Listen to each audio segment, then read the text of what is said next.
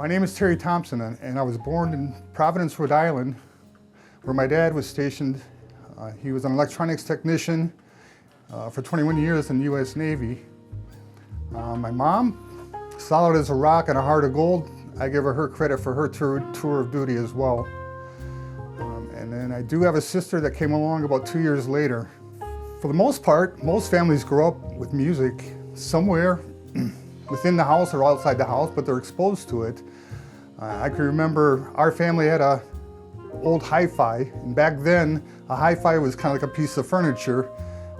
Had a phonograph, an AM radio, and if you were lucky, sometimes an FM radio, and the speakers were built right into the cabinet itself.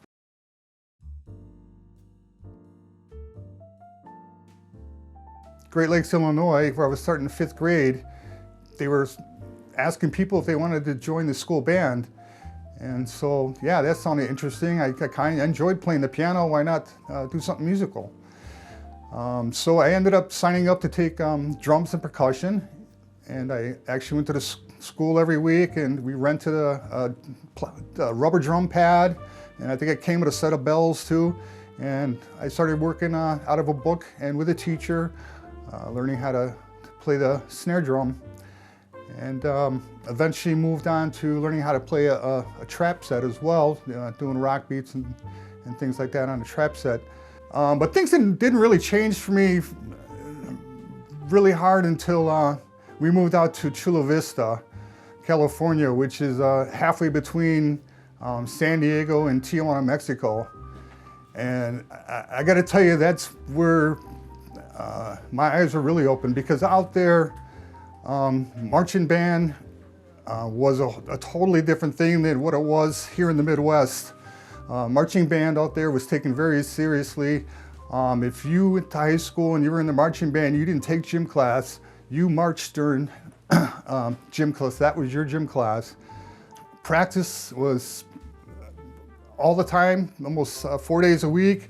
And it seems like every weekend we were at some type of competition around Southern California trying to compete with other bands.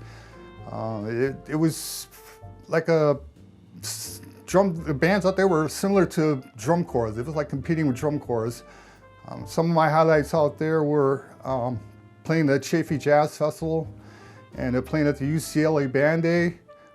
We took a number of awards in marching parades. It was total competition out there, and it was a total different ball game. So then my dad retired when we were living in Chula Vista, and we ended up moving back to Wisconsin, where my dad's family is from. And I ended up settling in Milwaukee, where my dad ended up getting a job. And I finished my last 2 years of high school at James Madison High, where again I played in the marching band and the concert band. So after graduating high school, I signed up for occupational music, an associate degree at METC, Milwaukee Area Technical College, and I studied under Jack Grassel. He's quite a well-known guitar player here in Milwaukee, Wisconsin.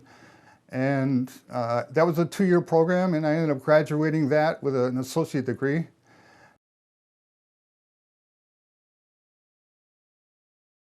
Saw an ad in the paper for a bassist for a country band, and I thought, wow, I still wanted to play. I still wanted to do music, any way possible. So I made an application, or I called the drummer who was taking the appointments, and he set up an audition for me. And I went over to the house, and I was there after somebody else, and the first person auditioning was still playing. So I did my audition. I know I did Good Hearted Woman. I did a couple other songs, and talked to them for a bit, and then they had me on my way, and they had some more auditions to do. And about 2 weeks later, I got a call from the drummer, and he said, "I'm in." Old rock and rollers who made the change to country 11 years ago. Showdown has already hit it big here in Milwaukee and much of the Midwest. The group has played for a crowd of 15,000 and has opened for about 60 national acts, including Travis Tritt, Pam Tillis, Charlie Daniels, and the Oak Ridge Boys. Most of them have been super nice. All of them have just been really down to earth and really supportive, and they're more than welcome to You know, if you ask them a question, to give you tips and talk to you.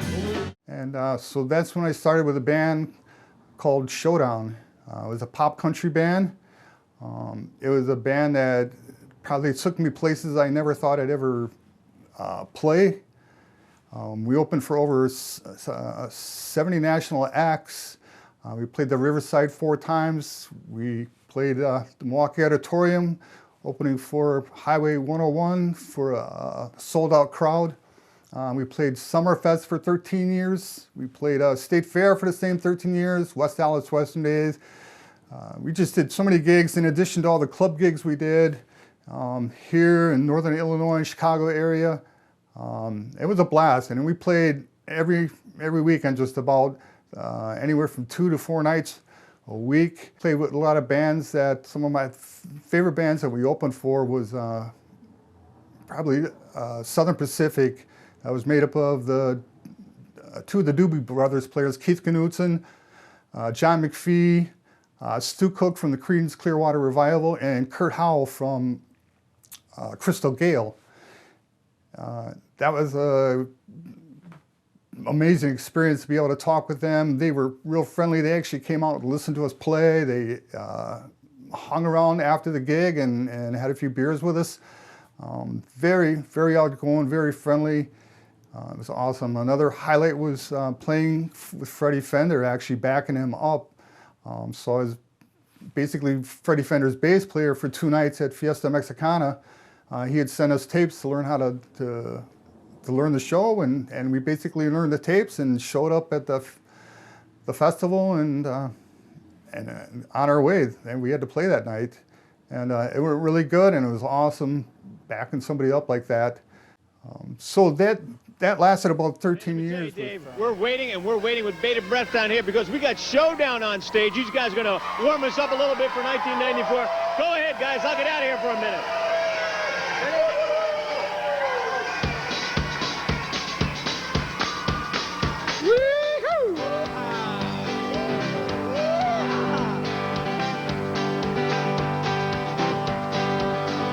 I remember all those Highway 6 nights, lying in bed with my windows open, and off in the distance almost every night I could hear some old train whistle blow.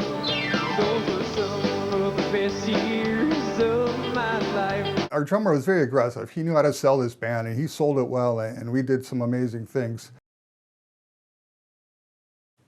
So after Showdown, I was kind of bandless at the time, and this is just kind of right at an opportune time because digital audio workstations were coming out, DAWs, and basically what that is home recording software. I kind of jumped on something called Cubase, which is made by Steinberg out of Germany, and I thought they had a pretty awesome digital audio workstation, and I started doing some home recording because it was amazing because you could just do it right on your computer. I had used 4-tracks in the past, using tape, and well, that was fun, and you had to bounce tracks to do things and whatnot, but working with the digital audio and not running out of tape and making it so much easier to rewind and erase things or overdub things, it's just been amazing. It's come a long way even since I started using it. Now I'm using Cubase Pro 13 and Wavelab Pro 11, and the change in those last 10, 20 years has been phenomenal. So I've done some recording. I did some recordings for some churches and some singer-songwriters, just doing some CDs is kind of what I did for those last, I don't know, maybe over the next 5, 10 years. My son Jacob was born during that time, so it was kind of a good way for me to work with music and still make some money and be home with my son. I still do the recording thing, and I'm still doing a lot of writing, and I still get together with my cousins. We still play all the time, and we still write music together. We still record together. But I also play with a group called The Lilies here in Milwaukee now. It's a father-daughter duo, and it's basically all original music. And it's a pretty laid-back group. It's a lot of, again, songwriting and mostly recording stuff. We do occasional gigs, and that's where I'm at. Music is always been something special to me.